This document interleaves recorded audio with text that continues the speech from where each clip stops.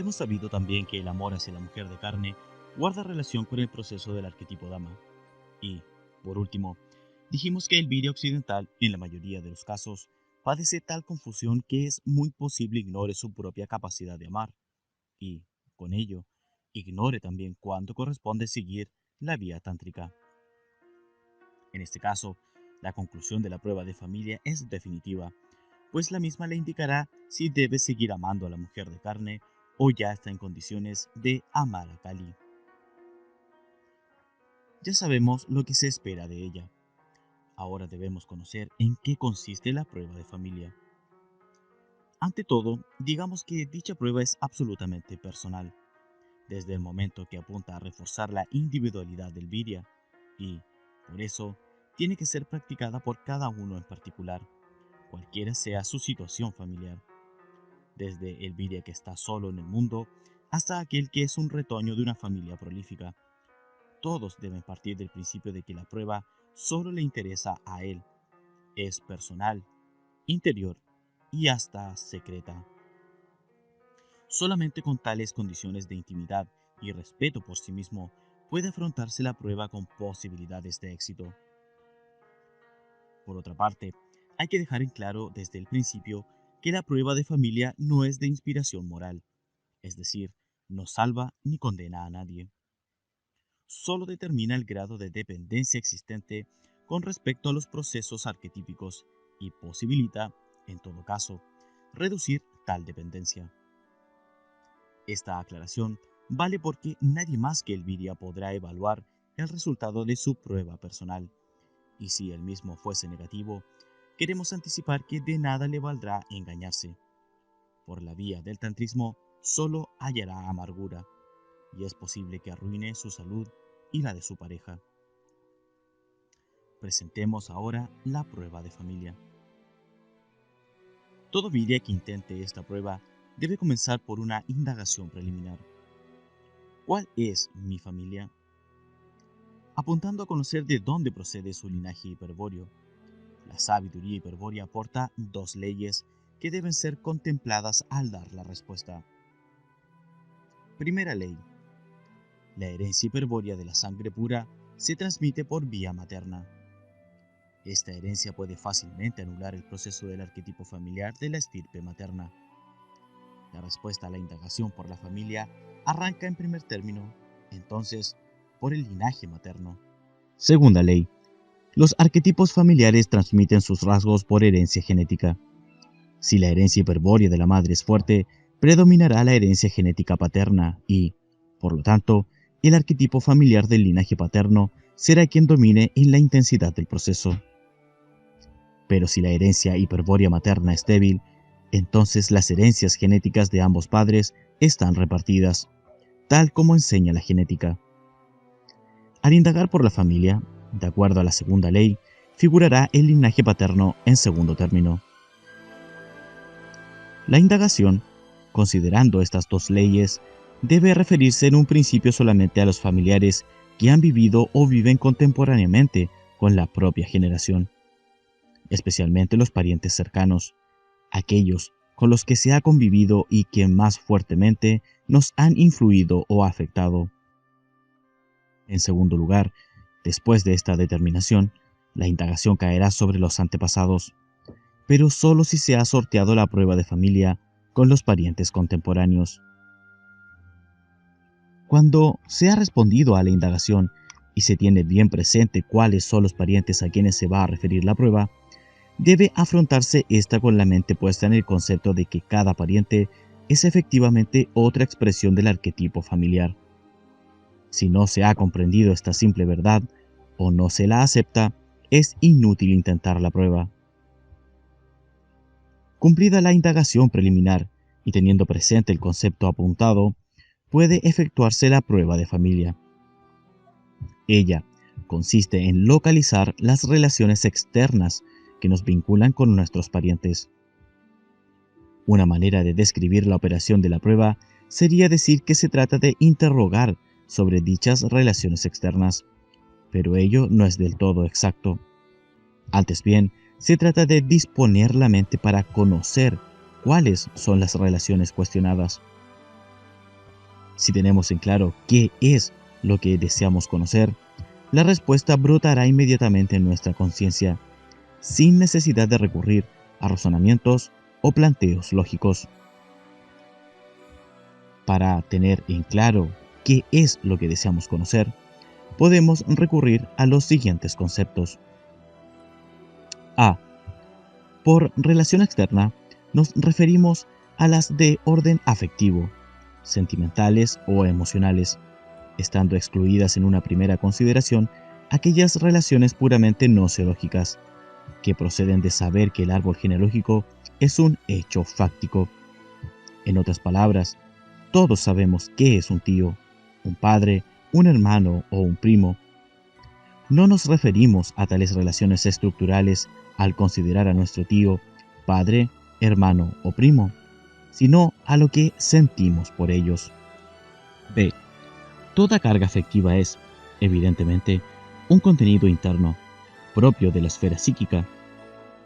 ¿Por qué, entonces, denominamos externa a la relación afectiva con los parientes? Porque la existencia de afectos entre parientes que comparten un mismo arquetipo familiar es puramente ilusoria, y porque el sostén de esa ilusión está radicada en el mundo exterior.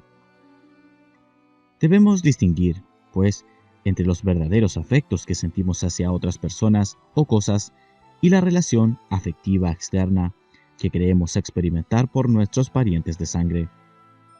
Vamos a explicar cómo se origina esta confusión. Es claro que toda carga afectiva procede de una relación sujeto-objeto, establecida a partir de las diferenciaciones del yo. Por efecto de la objetivación, cualquier cosa es susceptible de poseer una carga afectiva asociada, a la que, en muchos casos, no será posible separar de la cosa misma. Pero el virya se halla normalmente inserto en una superestructura de hecho cultural, a donde desempeña su papel dramático y de donde recoge sus vivencias externas, que, en mayor o menor medida, constituyen relaciones afectivas internas. Si el objeto de atención es otra persona, que también integra la superestructura, el enfrentamiento de la estructura cultural propia y la del prójimo produce una relación afectiva mutua que se denomina kármica, porque es transferida desde el inconsciente colectivo personal al inconsciente colectivo universal, es decir, a la psicoesfera, a donde se plasma como relación entre arquetipos psicoideos y desde donde causa posteriores efectos kármicos. En el drama de la vida, un virya puede amar u odiar a otro, o ser amado u odiado por éste, y atribuir a tales relaciones afectivas el carácter de un vínculo concreto, dado que las mismas son consistentes y efectivas dentro de la superestructura. Si existen, puede comprobarse su existencia, y hasta generan futuras reacciones kármicas. Y que la relación de odio o amor con el prójimo constituye un vínculo concreto. No podrá negarse, pues, la misma implica el peso de la carga afectiva sobre la conciencia, cada vez que ésta se refiere al prójimo. ¿Ocurre lo mismo con los parientes de sangre? Suele creerse que sí, pero enseguida veremos que no es así. En primer lugar, recordemos que todo afecto debe estar referido a un objeto afectivo, al cual se ha diferenciado y con el cual se ha establecido una relación. Pero, siendo los parientes expresiones de un mismo arquetipo familiar, pueden considerarse objetos afectivos, tal como lo es una persona cualquiera, a la cual se ama u odia. La sabiduría hiperbórea afirma que un pariente de sangre es un objeto, en la misma medida que lo es el yo, cuando interroga ¿qué es el yo? Y se coloca como objeto de su propia interrogación. En ese caso, el yo realiza una reflexión, un desdoblamiento sobre sí mismo, con el fin de observarse noseológicamente. Pero, por más efectiva que parezca la objetivación de sí mismo, el resultado de la inspección será siempre subjetivo, imposible de verificar por nadie más que el yo reflexivo. Por eso, al objeto producido por la reflexión del yo sobre sí mismo, la denominamos ilusión. Ahora bien, según la sabiduría hiperbórea, los parientes de sangre son reflexiones del arquetipo familiar y, por lo tanto, en ese sentido, también les corresponde el calificativo de ilusiones. En todo caso, es a la relación afectiva y aún cognoscitiva que creemos existe entre nosotros y nuestros parientes de sangre, a la que debe calificar rigurosamente de ilusoria. C. Por supuesto que es muy difícil trascender la barrera de esta ilusión, pero nadie dijo que pasar de Viria perdido a Viria despierto fuese tarea fácil. Y podemos asegurar, quien no se haya independizado del proceso evolutivo de los arquetipos familiares, verá muy dificultada su orientación estratégica. Pero tal independencia no se adquiere negando el problema, es decir, rechazando o ignorando la función estructural de la familia, sino simplemente tomando conciencia de la situación y afrontando la prueba de familia. El primer obstáculo para aceptar que los parientes no son verdaderos objetos afectivos lo constituye el hecho de que estos parientes aparezcan efectivamente como objetos del mundo exterior. Y, ante tal presencia concreta, la afirmación de que se trata de meras ilusiones parece carecer de fundamento. Pero la realidad es esta. Nuestros parientes, como nosotros mismos, son verdaderos objetos para el prójimo. Los parientes, entre sí, son expresiones de un mismo sujeto, el arquetipo familiar, y ninguno puede considerarse objeto del otro como no sea a título reflexivo. Un segundo obstáculo que impide aceptar el carácter ilusorio de la objetividad familiar procede de un fenómeno denominado realimentación por captura mutua. Este fenómeno, característico en los procesos evolutivos de arquetipos familiares, es el responsable de la creencia en relaciones externas, afectivas, entre parientes de sangre. Para comprender su comportamiento, recordemos lo que dijimos páginas atrás sobre los arquetipos Manú, que sostienen la superestructura de un hecho cultural. El hecho cultural se desarrolla impulsado por una gran potencia, lo note o no el observador, y en esta marcha hacia la entelequia, la superestructura toma lo necesario para su perfección y rechaza aquello que le es inútil u opuesto. De la misma manera procede el arquetipo familiar, pues, mediante los miembros de la familia, intenta acomodarse en la superestructura, ocupando los sitios que le dejan libre las relaciones kármicas y adaptándose a los procesos evolutivos del Manú.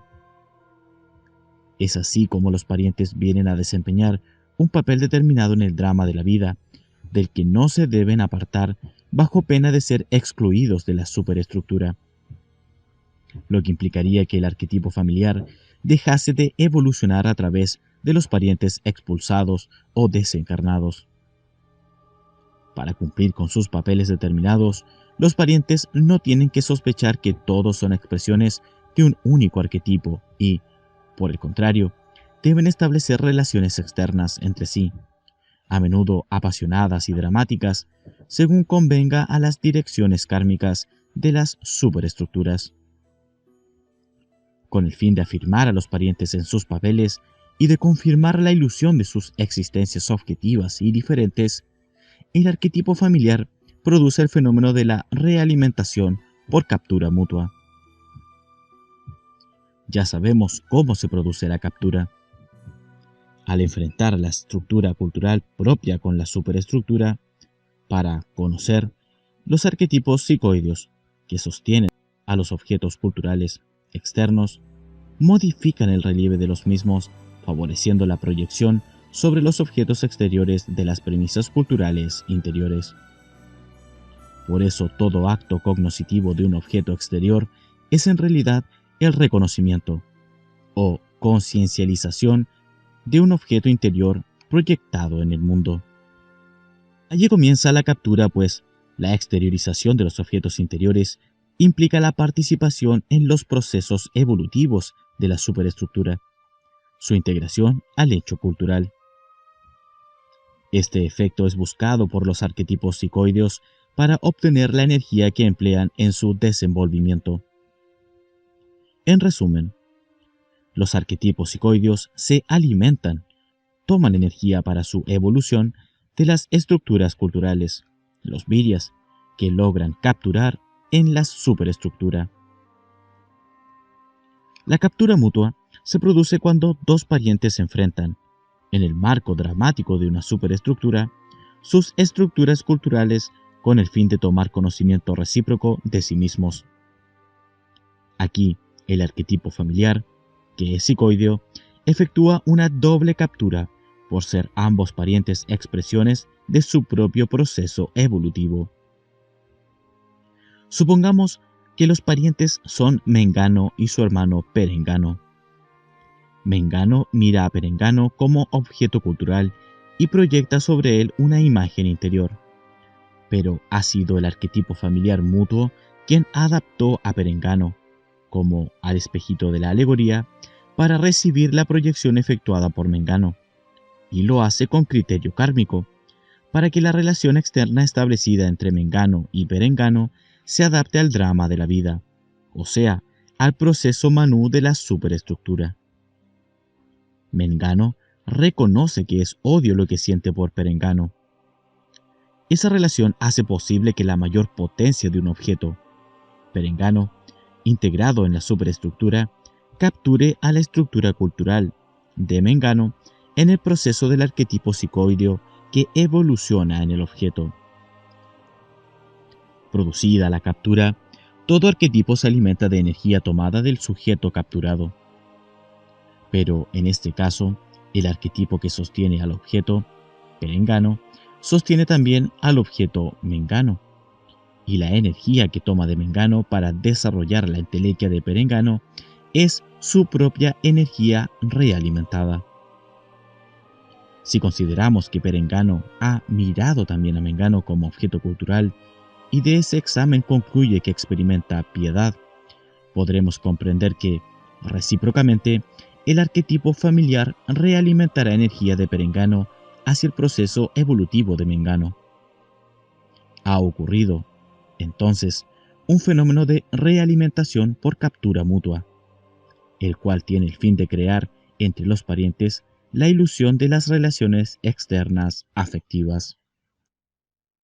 El proceso de los arquetipos psicoideos en la superestructura constituye un drama para quienes están sujetos de él y deben representar un papel. Y en ese drama los parientes de sangre tienen que comportarse como si verdaderamente fuesen individuos particulares para asegurar el desarrollo de la trama.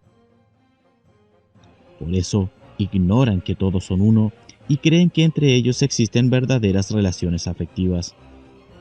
Pues, ¿qué son ese odio de Mengano y esa piedad de Perengano, sino la ilusión de los vínculos afectivos externos que ocasiona la doble captura?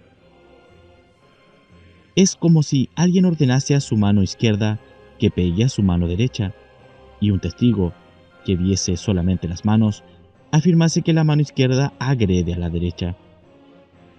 Las manos no actúan separadas, aunque las apariencias indiquen lo contrario, pues forman parte de una misma estructura orgánica y obedecen, ambas, al cerebro, del mismo modo que los parientes, aunque crean odiarse o amarse.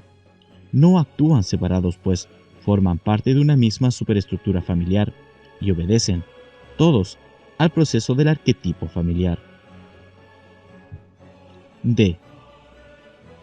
Dijimos que la prueba de familia consiste en localizar las relaciones externas que nos vinculan con nuestros parientes y, en los comentarios precedentes, quedó en claro que las relaciones externas son los afectos diversos que guardamos hacia ellos y que tales afectos constituyen una ilusión. Con estas aclaraciones, y recordando que interrogación, en nuestro concepto, no se refiere a una construcción lógica, sino a una disposición psíquica para conocer, podemos decir también que la prueba de familia consiste en responder a la interrogación: ¿qué siento por mi pariente Albano?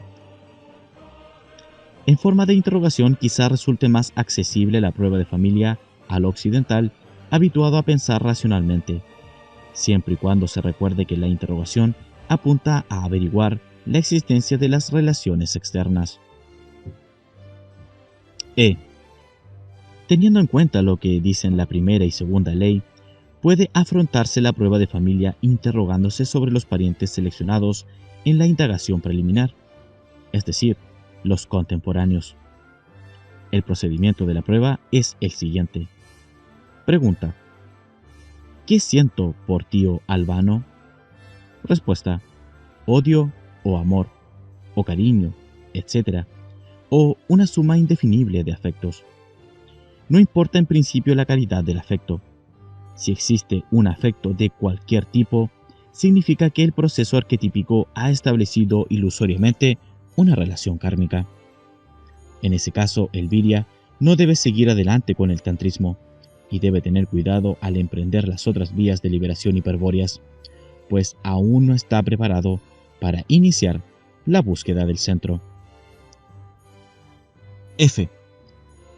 Pero de la analogía establecida entre la familia y la red hidráulica de los ríos, se extraía la conclusión de que el arroyo Mengano puede aumentar su caudal hasta aproximarlo al del gran río Villano, sumando con el suyo los caudales de los restantes ríos afluentes.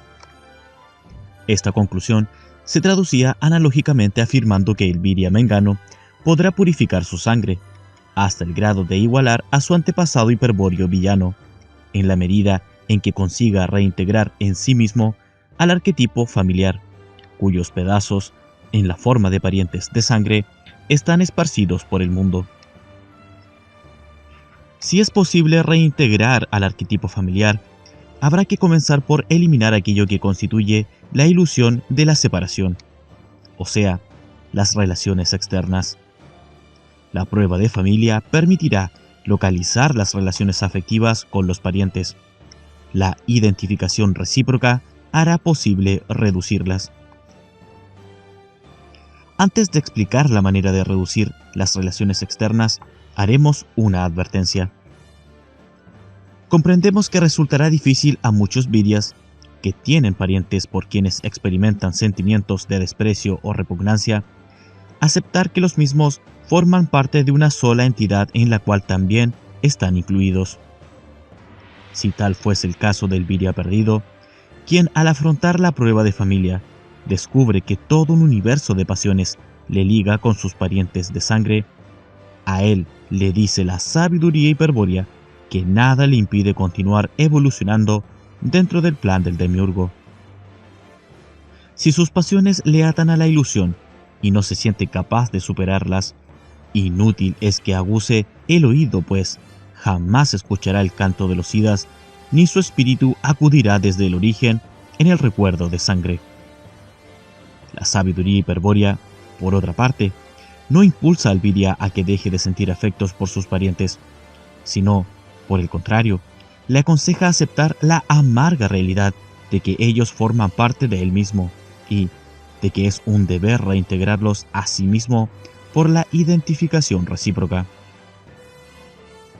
Si esta maravillosa reintegración tiene lugar, los parientes que amamos ya no estarán afuera, sino adentro, a donde siempre podremos encontrarlos, ya que no morirán como los parientes externos, que son una mera reflexión del arquetipo familiar. Claro que junto a ellos estarán los otros, aquellos por quienes no profesamos afectos positivos, y también muchísimos parientes antepasados a quienes no recordamos pero que representan antiguos ensayos, pruebas evolutivas, aspectos involucionados del arquetipo familiar. G. La identificación recíproca es el método de reducción afectiva de la prueba de familia. Por la prueba, localizamos, por ejemplo, determinados afectos hacia tío Albano. Esos afectos crean la ilusión de la individualidad de tío Albano e impiden su reintegración interior. Para reducirlos, solamente es necesario identificar la relación exterior que liga a tío Albano con nosotros, o sea, una identificación recíproca. Es evidente que este método tiene por finalidad anular la realimentación por captura mutua luego de reducir las relaciones exteriores entre los parientes. Conocemos, por la prueba, la relación afectiva hacia tío Albano. Recíprocamente, debemos indagar ahora cuál es la relación afectiva que tío Albano mantiene con nosotros. Para ello, tendremos que practicar la empatía con tío Albano, situarnos en su lugar con respecto a nosotros y experimentar, como si verdaderamente fuésemos tío Albano, los sentimientos que éste siente para con nosotros. Naturalmente, no podrá hacerse sin gran esfuerzo, y nadie dijo que fuese fácil, pero tendrá el notable efecto de anular nuestras propias relaciones exteriores con tío Albano. Por supuesto, una empatía semejante, que resultaría casi imposible de experimentar con un extraño a nuestro linaje, no es tampoco tan difícil entre miembros de una misma superestructura familiar. Si la identificación recíproca tiene éxito, si hemos logrado mirar hacia nosotros desde tío Albano y hemos identificado los sentimientos que ligan a este con nosotros, entonces comprobaremos admirados que al mirar nuevamente a tío Albano se han reducido nuestros propios afectos hacia él, cuando no han desaparecido totalmente y la ilusión de la separatividad ha cesado. Las relaciones externas se han anulado mutuamente. Pero tío Albano continúa viviendo en el mundo. ¿Qué veremos al mirar su rostro, ahora que han desaparecido las relaciones afectivas exteriores mutuas? ¿Volveremos a sufrir la captura en la estructura cultural de tío Albano?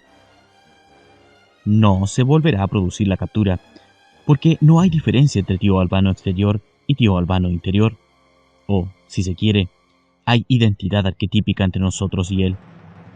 Luego de la prueba de familia, al mirar el rostro de los parientes reintegrados, como en un espejo, reconoceremos en ellos aspectos de nosotros mismos, perfiles ignorados hasta entonces, pero que innegablemente sabremos encontrar en nosotros. H. Solamente cuando Elviria ha reintegrado una porción considerable del arquetipo familiar, puede decirse, alegóricamente, que ha aumentado el caudal de su sangre pura. El camino hacia la mutación está ahora abierto porque, al diluirse la ilusión de los 1000 rostros familiares, cesan también las cadenas kármicas. El proceso del arquetipo familiar apunta hacia el futuro. Allí está su entelequia. En cambio, el camino inverso de la reintegración, recién comentado, equivale a invertir el proceso y marchar hacia el gran antepasado hiperbóreo, aquel que conoce el secreto de la caída, porque ha sido el protagonista, quien también se llama el gran engañado. Con él habrá de enfrentarse, tarde o temprano, Elviria que siga el camino de la sangre pura, y de esa confrontación suprema surgirá la verdad primordial. Entonces, Elviria, como un volcán de emoción, derramado en una cascada de pasiones milenarias, se arrojará a sus pies para quitar las cadenas del engaño, los grillos de la traición, y restaurará en sí mismo el linaje extraterrestre de los sidas hiperbóreos. Dice la sabiduría hiperbórea: recuerda siempre que tu familia es árbol y río a la vez. Por eso se dice que el gran antepasado está en las raíces de la sangre pura. Allí deberás buscarlo, remontando inversamente la corriente del río ancestral o bajando por unas ramas que son también rostros hieráticos, espejos de ti mismo. Él te está esperando, desde siempre, pues tu llegada significa su liberación. Pero ten cuidado cómo te presentas ante él, no sea que su rostro te aterre y retrocedas neciamente. Recuerda que él está allí porque ha caído y por eso su rostro muestra el estrago de antiguas y terribles pasiones. Oh Viria, él solo podrá liberarse si tú le miras y sostienes su mirada. Pero esa mirada significará tu muerte. Oh Viria, nada te será ocultado, ahora que conoces el secreto del árbol y del río. Sí, al verle morirás, pero resucitarás en él, cuando ya liberado, gire su rostro hacia el origen. Porque tras las espaldas del gran antepasado se encuentra el origen primordial, al cual, por un misterio de amor, él se vio privado de volver desde que comenzó el tiempo del dolor y el sufrimiento. Muerto y vuelto a nacer, al resucitar tú, resucitas al gran antepasado, y queda soldada la espada que fue quebrada en los orígenes. Tú y el gran antepasado vuelven a ser uno solo, como siempre fueron sin saberlo, y por eso al marchar hacia el origen, muerto y renacido, eres un iniciado de la sangre pura, un caballero del Graal, un Sida inmortal, un divino hiperbóreo, un guerrero de Lucifer, el gallardo señor. Un gran secreto conoces, oh Viria, el del árbol y el río familiar. Si eres intrépido y audaz, pero también humilde y desapegado, y no temes comprobar tu propia miseria, entonces este gran secreto te conducirá hacia el Bril. En los 8 comentarios precedentes hemos expuesto la prueba de familia que posibilita de manera infalible al Viria occidental establecer cuándo puede recurrir sin peligro a las técnicas sexuales del tantrismo. Ya adelantamos cuándo no se debe hacerlo, cuando existen relaciones externas con los parientes de sangre. Pero alguien puede preguntar, ¿qué tienen que ver las relaciones afectivas entre los parientes con las prácticas sexuales que efectuaremos con nuestra pareja? Quien esto preguntase seguramente olvida que el objetivo exotérico de toda yoga, y también del Tantra, es despertar a Kundalini, y que Kundalini, como logos, tiene el poder de recrear los cuerpos del Virya. Solo puede aspirar a la mutación aquel que, como Bill de Jagger, está dispuesto a todo y nada le ata la obra del demiurgo. Pero, si existen relaciones externas con los parientes, ello significa que el Virya está atado kármicamente y desempeña un papel en el drama de la vida. Y, lo que es peor, su cuerpo solo constituye una parte del arquetipo familiar. Y nadie puede inmortalizar una parte del microcosmos. Cuando Kundalini despierta, su verbo va describiendo al arquetipo familiar y fijando sus partes. Si el Virya tiene a sus parientes afuera, entonces Kundalini solo recreará hasta donde llega la conciencia y fijará esa parte del arquetipo familiar que el Virya cree ser. Este resultado es inevitable porque Kundalini, como reflejo del aspecto logos del demiurgo, tiene la misión secreta de armonizar al microcosmos con el macrocosmos, al hombre con el plan, y jamás va a alterar por sí misma una relación kármica como la que implican las relaciones externas con los parientes. Las consecuencias del despertar de Kundalini varían considerablemente, según sea el grado de confusión del Virya perdido, y van desde una benigna fusión con el demiurgo en el Samadhi Sahasrara hasta la aniquilación del cuerpo físico por decisión del arquetipo familiar, quien intentará evolucionar a través de los demás parientes. Esta última posibilidad causará sorpresa porque, naturalmente, uno siempre piensa que es el mejor o más evolucionado de la familia. Pero el arquetipo familiar puede no opinar lo mismo. En cualquier caso, Kundalini siempre se conducirá de acuerdo a su directiva secreta de armonizar, recreando el microcosmos y fijar lo recreado para mantener o restablecer el sincronismo de los ritmos del microcosmos con el plan del macrocosmos. Para el Virya es imprescindible la reintegración del arquetipo familiar, por la prueba de familia o por cualquier otro procedimiento, antes de despertar a Kundalini.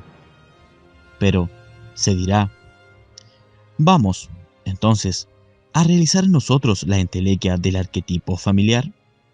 No, porque todo cuanto hemos dicho sobre Kundalini se refiere a ella librada su directiva secreta, y nada dijimos aún sobre la manera en que se debe proceder con el verbo ígneo durante las prácticas tántricas.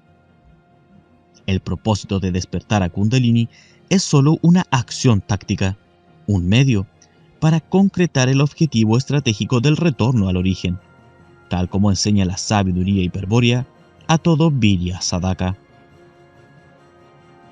Afirmamos ya cuándo no se debe practicar el tantrismo: cuando existen relaciones externas con los parientes y el Virya se encuentra ligado al proceso del arquetipo familiar y a los procesos de los arquetipos psicoideos de las superestructuras. Y explicamos por qué. Hay que reintegrar el arquetipo familiar para evitar que Kundalini recree solo una parte del mismo. Pero este es nada más que un aspecto de la dificultad y, si se quiere, el menor. El mayor problema lo constituye el hecho de que quien padece la ilusión de las relaciones externas no podrá distinguir a Kali, y la percepción de Kali es necesaria a priori de la praxis tántrica, pues constituye el fundamento de la restauración hiperbórea que se debe realizar en la naturaleza del microcosmos para conseguir su transmutación. La sabiduría hiperbórea enseña, por otra parte, que Kali solo ama a quien esté completo y sea uno en sí mismo. Pronto veremos la importancia de esta afirmación.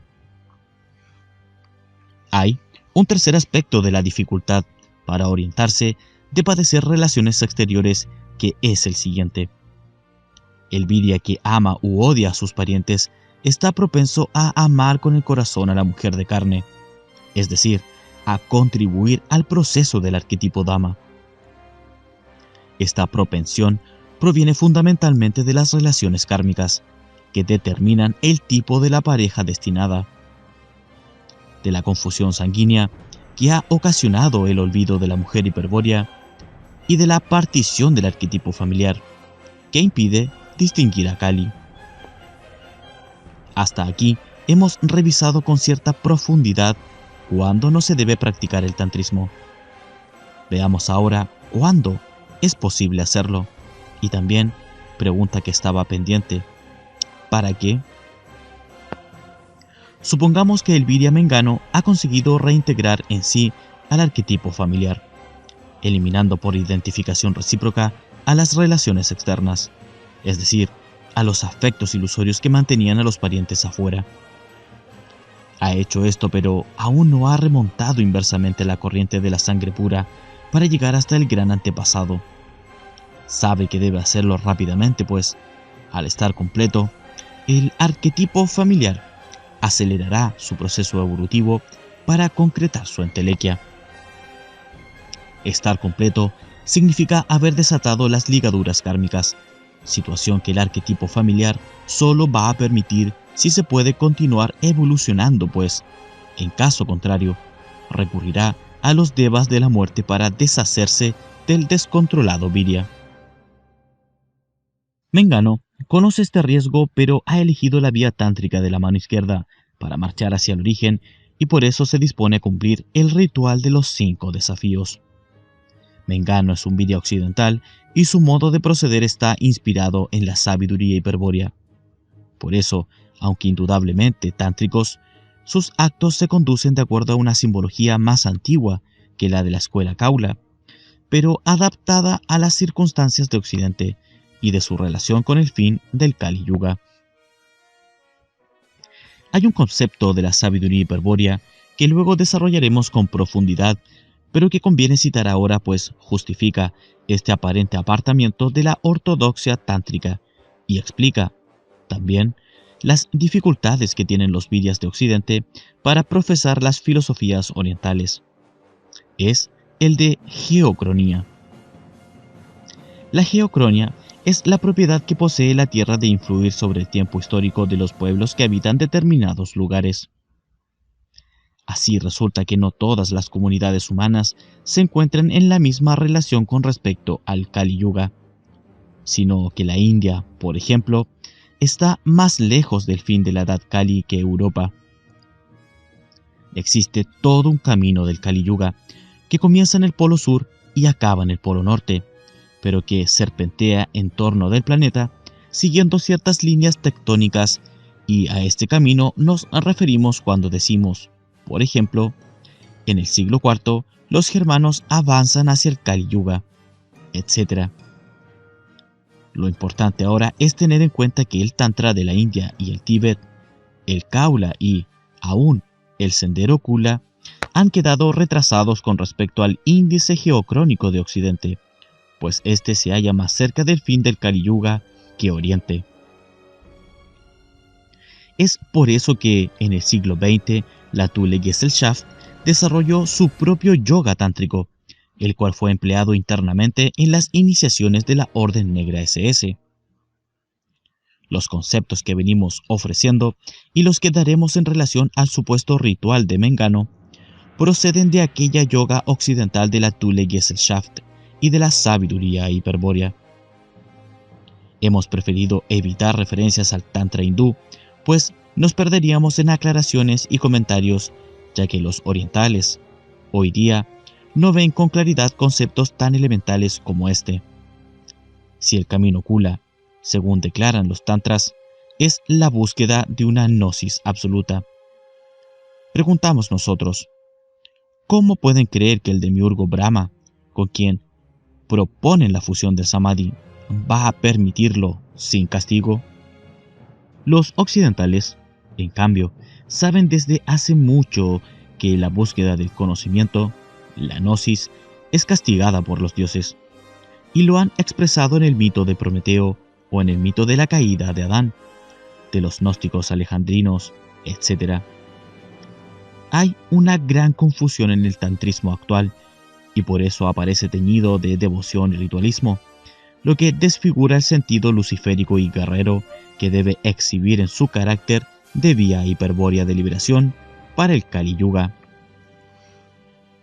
Nosotros seguiremos otro camino. Transitaremos por un puente que salva parte de la confusión, pues se apoya en la pureza de la sabiduría antigua, por un lado, y por el otro, en la realidad concreta que debe afrontar diariamente un Vidya occidental. Mengano, por ejemplo.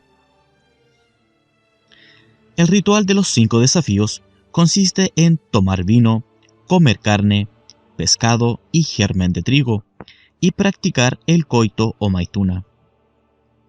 En cada uno de estos actos, el sadhaka desafía al demiurgo. En los 4 primeros, simbólicamente, y en el último, concretamente. Antes de efectuar cada uno de los 5 desafíos, se debe meditar en su simbolismo para que el ritual represente un verdadero acto de guerra individual. Vale la pena repetir nuevamente que solo se debe intentar esta etapa final del tantrismo cuando se ha realizado un entrenamiento previo de control orgánico por medio del yoga y se ha logrado un fortalecimiento muy fuerte de la voluntad por el desapego y la repugnancia que experimenta el gnóstico hacia la obra del demiurgo. Cuando el Vidya está dispuesto a todo y exhibe una inclaudicable decisión guerrera, recién puede afrontar la prueba de familia para juntar los pedazos de su alma que se hayan esparcidos en el mundo. Si triunfa en esta prueba y consigue reintegrar en su interior el arquetipo familiar, habrá, entonces, arribado a las puertas del misterio de amor. Digamos que es perfectamente posible obviar el enfrentamiento a este misterio y buscar la liberación por otra vía hiperbórea. Pero si el Vidya posee un valor absoluto y se siente capaz de reencontrarse con sí mismo, quizá se atreva, como Mengano, a practicar el ritual de los 5 desafíos.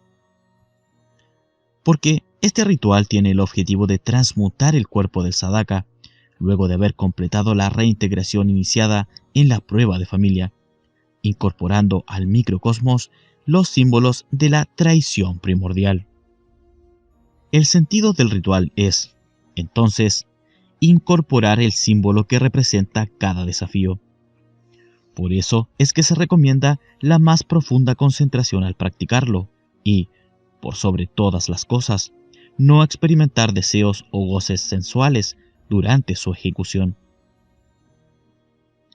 El vino es el símbolo de la sangre pura y del recuerdo hiperbóreo del origen, arrojada al mundo por la traición primigenia de los Idas. Por ella, Lucifer, el Cristo de la Atlántida, consuma el sacrificio del descenso infernal. Pero su sacrificio fue parodiado por Jesucristo, quien dio al vino el significado de sangre plebeya, de pasú, a la que hay que transmutar afuera para transformarla en sangre de Jesucristo, o sea, en sangre judía. El primer desafío es, pues, beber el vino, o sea, incorporar la sangre pura que fue derramada en el mundo, para transmutarla adentro, en el microcosmos, restaurando el sentido del sacrificio luciférico. La carne de animal alude al mayor misterio que existe, después del misterio de amor. Sin embargo, la sabiduría hiperbórea aconseja a Alviria no indagar en este misterio hasta no haber conseguido la liberación de transmutarse en sida, para no añadir más horror al horror de estar encadenado a la materia. Dicho misterio puede resumirse así. Tal como los espíritus hiperbóreos fueron encadenados a la evolución del pasú, hace millones de años, muchísimo tiempo más atrás, en períodos que se miden en bambantaras y kalpas, otras cepas de espíritus inmortales fueron encadenados a la materia. Nadie sabe de dónde procedían, si fueron creados por el incognoscible o si cayeron desde un orden inimaginable. Lo cierto es que también ellos son prisioneros del Demiurgo el Uno, quien los ha encadenado a evoluciones infinitamente más primitivas que las que deben padecer los hiperbóreos de la Tierra. Así como a los hiperbóreos se los emplea para producir cultura, según se explicó en otra parte, a aquellos espíritus se los utiliza para producir vida, animal y vegetal, aunque también suelen ser proyectados al reino mineral. Y así como a los hiperbóreos se los ligó a la evolución del pasú, para que, de la puja entre espíritu hiperbóreo y alma pasú, surja la cultura, así también se ligó a aquellas cepas de espíritus cautivos con las entidades de la evolución débica, para obtener la emergencia de un nuevo soporte de las formas materiales, la vida. Cuando decimos que aquellos espíritus están ligados a la vida, solo queremos decir eso, la vida, el hecho de vivir, y no debe creerse que las almas grupales vinculadas a las evoluciones superiores de los reinos vegetal y animal son expresión de los espíritus cautivos. Tales almas grupales, como su nombre lo indica, pertenecen a la evolución débica, elementales o devas, y son en todo semejante al alma del pasú. En ninguna otra parte, fuera del ámbito humano, podrá comprobarse el carácter dramático de la vida como en el reino animal, en su estupidez insuperable, en la determinación de sus instintos, en el horror de la lucha para sobrevivir que los lleva a devorarse unos a otros, en la fatalidad de su muerte, etc. Sin dudas, es en el animal donde mejor está descrita la infamia del demiurgo. El hombre, para soportar esa visión de espanto que es la vida en el mundo, creó un velo cultural llamado poesía, que, por ejemplo, allí a donde alienta una vida miserable que come y defeca constantemente, hace ver una bella ave cantora. La poesía enmascara el horror de la vida, y por eso ella es la mayor enemiga de la gnosis. Esta afirmación podrá doler, pero es rigurosamente cierta, pues mucha de la locura con que suelen concluir los éxtasis gnósticos proviene de una insuficiente preparación para resistir las visiones horrorosas a que se reduce la obra del demiurgo cuando la gnosis descorre el velo poético y disipa la ilusión de la belleza estética, que es una pura creación cultural. Quien no posea una visión gnóstica de la vida no podrá comprender el misterio de la muerte. Y, atención, quien no comprenda previamente el misterio de la muerte no podrá acceder a la inmortalidad. Este es el conocimiento sobre el que hay que meditar antes de plantear el desafío de comer la carne animal. El sentido del desafío es el siguiente. En la carne está presente el misterio de la vida y de la muerte.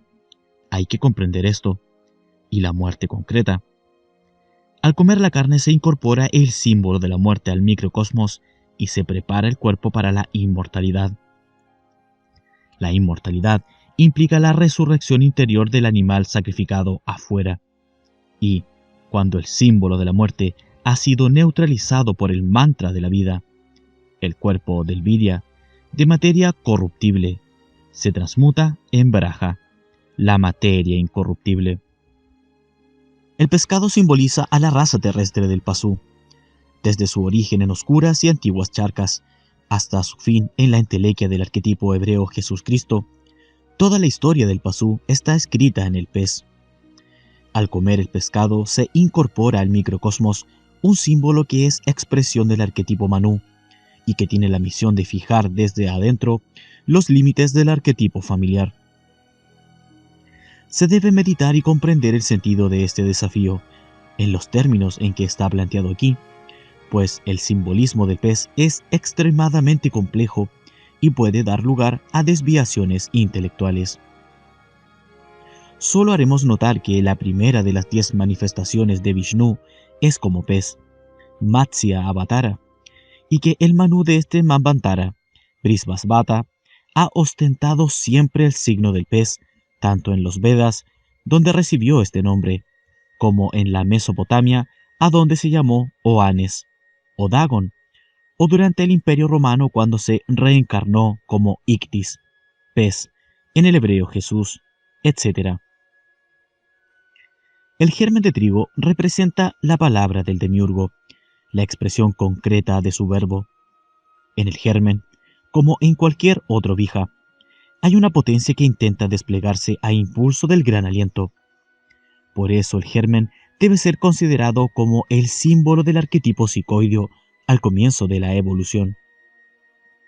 Si el germen es situado en ambiente fértil, el arquetipo completará su proceso, que comienza en la germinación y acaba en la producción de nuevos gérmenes o reproducción. Pero todas estas cualidades que adquiere la planta durante el proceso de su crecimiento ya se encontraban en potencia en el germen original, o vija. Si el germen se guarda en una escudilla, al contacto con el aire, o vayu tattva, no germina, pero si se lo deposita en la tierra, o prithvi tattva, entonces germina y actualiza en el proceso evolutivo las diversas cualidades potenciales. Este símbolo tiene especial importancia para interpretar el despertar de Kundalini, quien, al igual que el germen, es un vija, o palabra del demiurgo, de particular contenido potencial. Pero Kundalini es, en sí misma, un vija que expresa a todos los otros vijas, una palabra que contiene a todas las palabras, un sonido que es la síntesis de todos los sonidos, pues representa, en el microcosmos, al Akasha Tattva, o primer éter, del gran aliento. Como el germen de trigo, Kundalini necesita un ambiente fértil para iniciar su despliegue. Hemos dicho ya que Kundalini despierta por sí misma cuando ocurren desincronizaciones entre el microcosmos y el macrocosmos, y explicamos que su misión secreta es restablecer dichas alteraciones, armonizando la totalidad de los ritmos del proceso biológico. Podemos agregar ahora que tal comportamiento se debe a que Kundalini es sensible a la afluencia cósmica o del gran aliento. Si se imagina a la Akasha Tattva como un océano de sustancia psíquica, y en medio de él a una burbuja, se tendrá una idea acertada sobre Kundalini. En el hombre, sobre el Muladhara Chakra, se encuentra la burbuja de Akasha, en cuyo interior duerme Kundalini. Esta burbuja, como el germen expuesto al aire, no se despliega, a menos que se altere su ambiente tornándolo fértil. Pero el Vija Kundalini es una burbuja que flota en el akasha, contrayéndose o expandiéndose al ritmo de la fluencia del aliento. Solamente una variación en esta fluencia puede hacer que Kundalini despierte e intente restituir el movimiento solidario.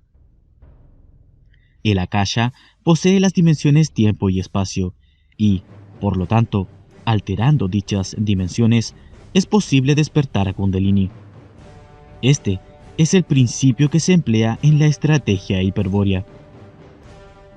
En el universo existen 4 estados de materia sutil producidos por el gran aliento. Prana, procedente del Sol. Manas, procedente del Manú. Vionana, procedente del demiurgo Jehová Satanás. Y Ananda, procedente del demiurgo el Uno. La operación con estas materias también permite despertar a Kundalini si se altera su fluencia. Este es el principio que se emplea en la estrategia sinárquica, especialmente el control del prana solar por la respiración rítmica, que enseñan las escuelas profanas de yoga. Kundalini es la semilla de una planta con muchas flores. Su germinación tiene la virtud de reproducir el proceso del universo, pues, al romperse la burbuja, el bija original se descompone en todas las palabras de la creación, recreando así, en el microcosmos, el orden del macrocosmos. Pero esta semilla está oculta en el hombre, quien desconoce también el contenido de su potencia, la entelequia de sus arquetipos. Por eso, al conocer el germen, el sadhaka incorpora este símbolo al microcosmos, debidamente conciencializado, y plantea el desafío de determinar por su voluntad la germinación y los frutos de la planta. Puede no comprenderse esto, pues, se dirá, es aceptable que, eligiendo el momento de dar un ambiente fértil, se pueda determinar la germinación. Pero, ¿cómo pueden determinarse los frutos si ellos están contenidos potencialmente en el germen? Si tal es la duda, piénsese que un zapallo que crezca dentro de una horma cúbica no será esférico, sino cúbico, pues la forma determina al ser. Cuando Kundalini despierta por sí misma, o por una llamada sinárquica, recrea la forma del arquetipo familiar, y esos son sus frutos. En el desafío que estamos considerando, se obliga a Kundalini a despertar, germinar, dentro de una horma que determina su forma. Esa horma es la imagen del gran antepasado hiperbóreo, con cuya forma será recreado el microcosmos. El quinto desafío consiste en incorporar al microcosmos el símbolo de la mujer hiperbórea, es decir, la imagen de Lilith y, mediante el maituna o acto sexual afuera, desposarse con ella adentro. El éxito de este desafío, en el cual se tornan efectivos los otros 4, significa que se ha conseguido concretar la individuación absoluta y la inmortalidad. Pero, como su planteo requiere el concurso de la mujer afuera, será necesario aclarar nuevamente que la yogini no puede ser cualquier mujer, y mucho menos una mujer amada, o por quien se experimente el mínimo afecto. El Tantra Kaula y todos los tantras de la mano izquierda se basan en la adoración de la Shakti, el principio femenino o activo del demiurgo, a quien se considera como esposa de Shiva. Ya advertimos que la identificación de Parvati con Shakti constituye un error. Ahora vamos a explicar la naturaleza del mismo y la manera de evitarlo.